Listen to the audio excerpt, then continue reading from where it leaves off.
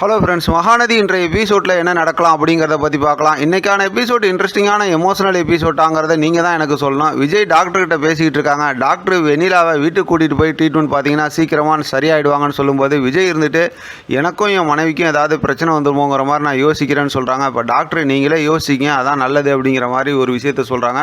இப்போ விஜய் அங்கேருந்து அப்படியே ஒரு குழப்பத்தோடய எந்திரிச்சு வெண்ணிலாவை பார்க்க வராங்க. வெண்ணிலா இவங்களை பார்த்ததுமே நல்லா சிரிக்கிறாங்க. அங்கே இருக்கிற நர்ஸு வந்து உங்களை பார்த்தா தான் இவங்க சிரிக்கிறாங்க, நல்லா இருக்காங்க, நீங்கள் கூட்டிகிட்டு போய் வீட்டில் வச்சிங்க, சீக்கிரம் சரியாயிடுவாங்கன்னு சொல்கிறாங்க.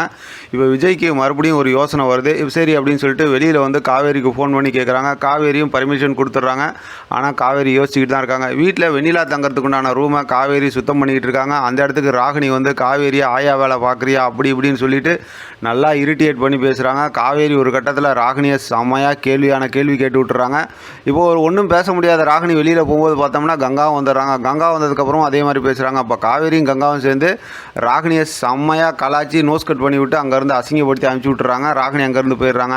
ஆனால் கங்கா வந்து காவேரிட்ட கேட்கும்போது அவர் இந்த மாதிரி என்கிட்ட ரொம்ப தயக்கமாக தான் கேட்டார், அதுக்காக தான் இந்த மாதிரி சொன்னேன்னு சொல்லிட்டு அதுவும் ஓகேன்னு சொல்லிடுறாங்க.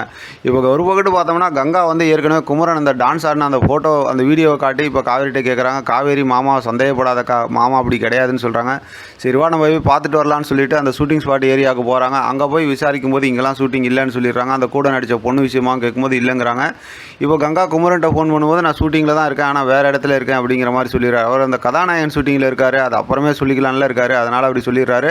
இப்போ கங்காவுக்கு நல்லா சந்தேகம் வந்து கோவத்தோடு இருக்கிறாங்க. இப்போ காவேரி வந்து சமாதானப்படுத்தினால அவங்க கேட்கல, அங்கேருந்து கிளம்பிடுறாங்க. வீட்டில் தாத்தா வந்து ரொம்ப யோசனையில் இருக்கார். பாட்டிக்கிட்ட இந்த காவேரி இந்த மாதிரி வெண்ணிலாவை கூட்டிகிட்டு வந்ததை இப்போ தான் ஃபீல் பண்ணுறாங்க அப்படிங்கிற விஷயம்லாம் பேசிக்கிட்டு இருக்காங்க. அது விஷயம் பேசிக்கிட்டு இருக்கும்போதே பார்த்தா வீட்டுக்குள்ளார விஜய் வந்து வெண்ணிலாவை கூட்டிக்கிட்டு அப்படியே உள்ள நுழையிறாரு. அதை பார்க்குற பாட்டி வந்து அதிர்ச்சி ஆகுறாங்க. தாத்தாவும் அப்படியே யோசிக்கிறாங்க. ஆனால் இதெல்லாம் பார்த்துக்கிட்டு இருக்க ராகினி வந்து இப்படி ஒரு விஷயத்தை பார்க்குறதுக்கு காவேரி இப்போ இங்கே இல்லையே அப்படின்னு சொல்லி காவேரி தேடிக்கிட்டு இருக்காங்க. விஜய் வந்து வெண்ணிலாவை கூட்டிகிட்டு அப்படியே வீட்டுக்குள்ளார வராங்க. அதோட இன்றைக்கான எபிசோட் முடிச்சிருக்காங்க. பார்க்கலாம் அடுத்த ஸ்டோரி எப்படி இன்ட்ரெஸ்டிங்காக கொண்டு போகிறாங்க, என்ன பண்ணுறாங்கன்னு. வாயில் புண்ணு இருக்கிறதுனால பேசுகிறது உங்களுக்கு எதுவும் புரியலன்னா எதுவும் தப்பாக நினச்சிக்காதீங்க. சரியானதுக்கப்புறம் சரியாக பேசுகிறேன்.